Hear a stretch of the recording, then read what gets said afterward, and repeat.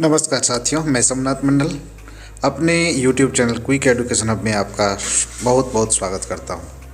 आज आपको इस वीडियो में दीक्षा पर चल रहे ऑनलाइन ट्रेनिंग की JHTPT इंटरमीडिएट कोर्स 2 के बारे में जानकारी दूंगा। तो यदि अभी तक हमारे चैनल में नए हैं तो चैनल को सब्सक्राइब करें एवं बगल के बेल आइकन को भी क्लिक करें, जिससे मेरे हर वीडियो का नोटिफिकेशन आपको तुरंत मिल जाए। इसके अलावा आप मुझे फेसबुक, ट्विटर पर भी फॉलो कर सकते हैं। तो चलें आज के इस TPT इंटरमीडिएट कोर्स 2 पर।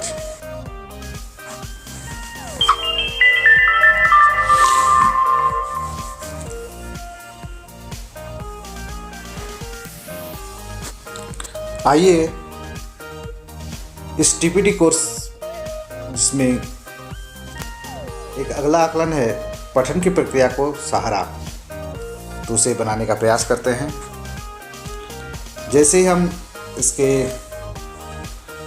आकलन को देना प्रारंभ करेंगे, हमारे सामने पहला प्रश्न कुछ इस प्रकार का होगा।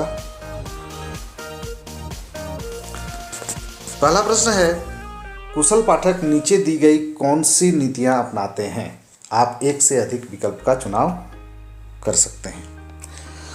तो इसमें पहला ऑप्शन है, कुशल पाठक सभी पाठ एक समान तरीके से पढ़ते हैं। पाठ पढ़ना शुरू करने से पहले वह पाठ का शीर्षक और उपशीर्षक पढ़ते हैं। वह चयन करते हुए और पढ़े हुए पाठ के बारे में फैसले लेते हुए पढ़ते हैं। पाठ पढ़ने से पहले पाठ के बारे में दूसरों की राय या समीक्षा जानने से कतराते हैं। तो इसमें जो सबसे सटीक आंसर है वह है पाठ के शीर्षक और उपशीर्षक का वो चुनाव करते हैं और वह यह चयन करते हुए पढ़े हुए पाठ के बारे में फैसले लेते हैं। इसका 2 ऑप्शन सही है। इसे सबमिट करें और आगे बढ़ें। अगला प्रश्न इस प्रकार का होगा, गीता जी अपनी कक्षा में बच्चों को कोई भी पाठ पढ़ाने से पहले कई गतिविधियां कराती है। आपको क्या लगता है वह क्यों ऐसा क्यों करती होगी? सही विकल्प चुनकर अपना जवाब दीजिए, जिसमें ऑप्शन है पाठ के विषय में संबंधों में बच्चे की पूर्व जानकारी को उजागर करने के लिए, पढ़ने के लिए उद्देश्य तैयार करना, बच्चों की पाठ को समझ को परखना, पाठ को संक्षेप में प्रस्तुत देना। तो इसमें जो सबसे सटीक है वह है पाठों के विषय संबंधी बच्चों के पूर्व जानकारी को जागृत करना और पढ़ने के लिए उद्देश्य तैयार करना। इसे क्लिक करें और सबमिट बटन को दबाएं और जारी रखा बटन दबाएं। अगला प्रश्न हमारे सामने इस प्रकार होगा, जो क्वेश्चन नंबर 3, धनंजय की कहानी पढ़ाते समय बच्चों की अंदाजा लगाने की क्षमता को बढ़ावा देना चाहते हैं। आपके अनुसार नीचे दिए गए कौन से प्रश्न अंधा बढ़ावा देने में सहायक हो सकते हैं? एक से अधिक विकल्प आप चुन सकते हैं। ऑप्शन नंबर 1, कहानी में आगे क्या होने वाला है, अब तक कहानी में क्या हो चुका है, कहानी का शीर्षक आपको कहानी के बारे में क्या बताता है, कहानी के पात्रों की विशेषता क्या है, कहानी के पात्रों की विशेषता क्या है। इसे डबल रिपीट कर दिया गया है, यानी 4 ही ऑप्शन आपको लगातार है, जिसमें सबसे सटीक ऑप्शन आपके सामने ये होगा कि कहानी में आगे क्या है। ये आपको सबसे अधिक सहायक है। और इसका दूसरा ऑप्शन भी एक है, कहानी के शीर्षक आपको कहानी के बारे में क्या बताता है। ये 2 ऑप्शन सबसे सटीक हैं और इसे सबमिट करें। आगे बढ़ें। अगला प्रश्न हमारे सामने कुछ इस प्रकार का होगा, जिसमें कपिल जी अपनी कक्षा के बच्चों को समूह में बांटती है और फिर उनको समूह में पाठ पढ़ने के लिए देती है। आपको क्या लगता है इस तरीके से कक्षा में क्या होगा? आप एक ही विकल्प को चुन सकते हैं। इसमें पहला ऑप्शन है, कक्षा में बेकार ही शोर मचेगा, बच्चे एक दूसरे की पढ़ने में मदद करेंगे, बच्चों की प्रगति जांचने में मुश्किल होगी, शिक्षक को थोड़ा खाली समय मिल जाएगा। तो इसका जो सबसे सटीक ऑप्शन होगा वो होगा, बच्चे एक दूसरे को पढ़ने में मदद करेंगे। सबमिट बटन दबाएं और आगे की ओर बढ़ें। कि एक मुर्गी के 2 चूजे थे, लेकिन बरखा जो है वो पढ़ा एक मुर्गी के 2 बच्चे थे, और अक्षत पढ़ते हैं एक मुर्गी के 2 चूहे थे। बरखा और अक्षत में से बेहतर पाठक कौन है? आप एक ही विकल्प का चुनाव कर सकते हैं। तो यहाँ पर पहला विकल्प है बरखा, दूसरा अच्छा, तीसरा दोनों अच्छे पाठक है, दूसरा अच्छे दोनों नहीं।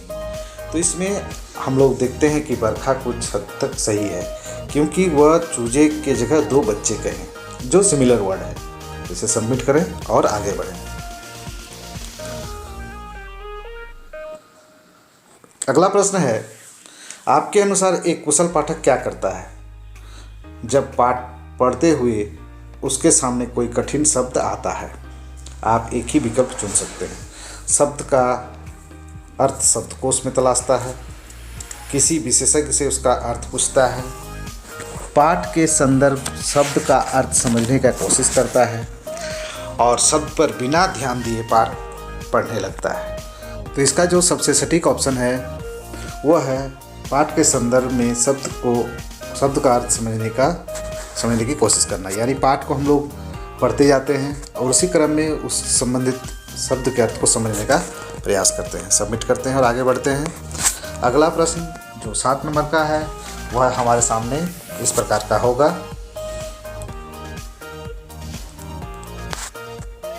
पक्षियों पर जानकारी पूर्ण पाठ पढ़ने के बाद में से किस तरह का ग्राफिक ऑर्गेनाइजेशन इस्तेमाल कर सकते हैं? आप एक से अधिक विकल्प चुन सकते हैं। कहानी का खाका तैयार करना, चरित्र का खाका तैयार करना, अवधारणा का खाका तैयार करना, समय रेखा, फ्लो चार्ट।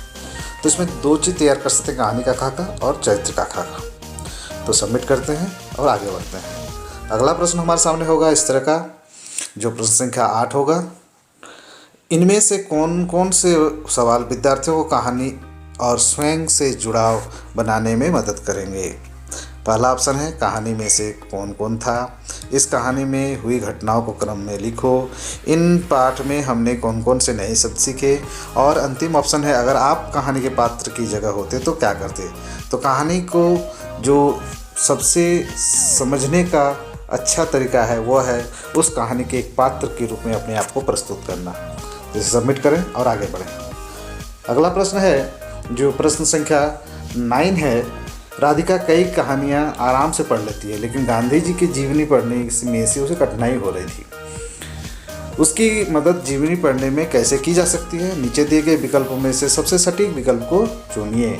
ऑप्शन नंबर है 1, राधिका को जीवनी बोल बोल कर पढ़ने के लिए कहा जा सकता है। दूसरा ऑप्शन है अध्यापिका राधिका को जीवनी खुद पर पढ़कर समझा सकती है। तीसरा ऑप्शन है गांधी जी के जीवन से जुड़े चित्र दिखाकर और उन पर चर्चा करने के बाद पाठ को पढ़ने के लिए देना चाहिए। और आखिरी ऑप्शन है अध्यापिका को राधिका को कोई और आसान पाठ पढ़ने के लिए देना चाहिए। तो इसमें जो सबसे सटीक ऑप्शन है वो गांधी जी के जीवन से जुड़े चित्र दिखाकर और उन पर चर्चा करने के बाद पाठ को पढ़ने के लिए देना चाहिए। सबमिट करें और आगे बढ़ें। 10वां नंबर क्वेश्चन इस प्रकार का है। सुमित जी की कक्षा 1 के बच्चों को हिंदी पढ़ाते हैं, जहां बच्चों को खुद से पाठ पढ़ नहीं पढ़ पाते हैं। ऐसे सुमित जी बच्चों को पढ़ने में मदद के लिए क्या कर सकते हैं? आप एक ही विकल्प को चुन सकते हैं।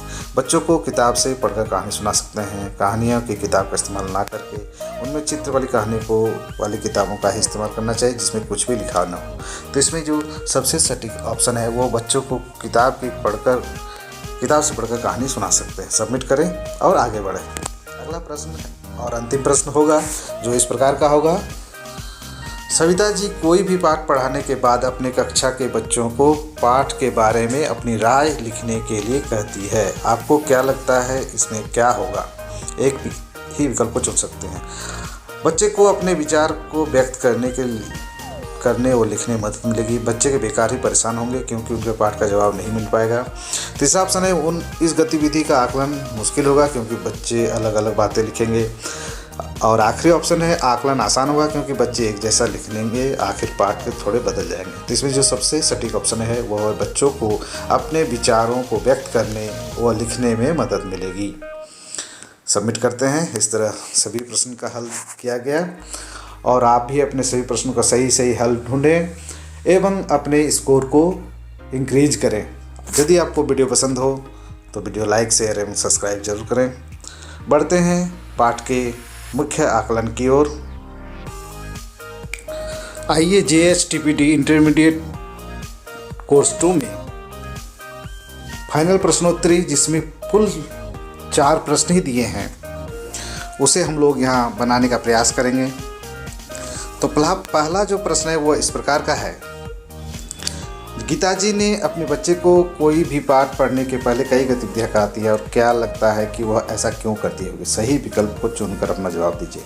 पहला है बच्चों की पाठ की समझ को परखने के लिए, दूसरा है पाठ को संक्षेप में प्रस्तुत करना और तीसरा है पाठ के विषय संबंधी बच्चों के पूर्व जानकारी को जागृत करने के लिए एवं पढ़ने के लिए उद्देश्य तैयार करना। तो इसमें जो सबसे सटीक ऑप्शन है वो है तीसरा ऑप्शन। इसे क्लिक करें और आगे की ओर बढ़ें। अगला प्रश्न जो होगा वह आपके सामने कुछ इस प्रकार का होगा। नजमा जी कक्षा 3 में बच्चों के सामने भाग सीखने के संज्ञानात्मक संघर्ष में एक समस्या रखना चाहती है। उसके सामने यह 4 अवार्ती सवाल है। आपके अनुसार जो अवार्ती सवाल उसके उद्देश्य के अनुसार सही हो उसे सही विकल्प को चुनें। तो आप इन विकल्पों को सही से पढ़ें, ध्यान देकर पढ़ें। तो इन सभी ऑप्शन में जो सबसे सटीक ऑप्शन होगा वो आपका ऑप्शन नंबर 2 होगा। इसे क्लिक करें और अगले प्रश्न की ओर बढ़ें।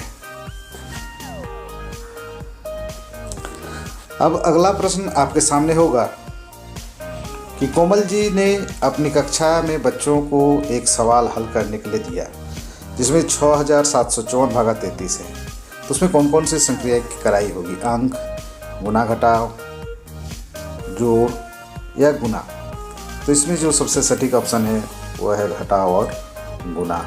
इस तरह घटाव और गुना में क्लिक करें और अगला प्रश्न की ओर बढ़ें। अगला प्रश्न आपके सामने कुछ इस प्रकार का होगा।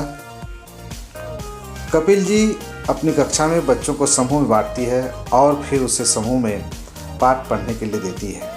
आपको क्या लगता है इस तरीके से कक्षा में क्या होगा? कक्षा में शोर होगा, बच्चे एक दूसरे को पढ़ने में मदद करेंगे, बच्चों को पढ़ने जाने में मुश्किल होगी, शिक्षकों को थोड़ा खाली समय बचेगा।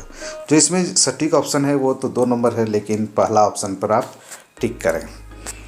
तो इस तरह आपके सामने 4 के 4 आंसर हैं। इसका स्कोर जांचें तो 4 है। आप अपना स्कोर को ठीक से सुधार लें। तो ये वीडियो अगर आपको अच्छा लगे तो लाइक करें, शेयर करें एवं मेरे चैनल को सब्सक्राइब करें। वीडियो देखने के लिए आप सभी का धन्यवाद।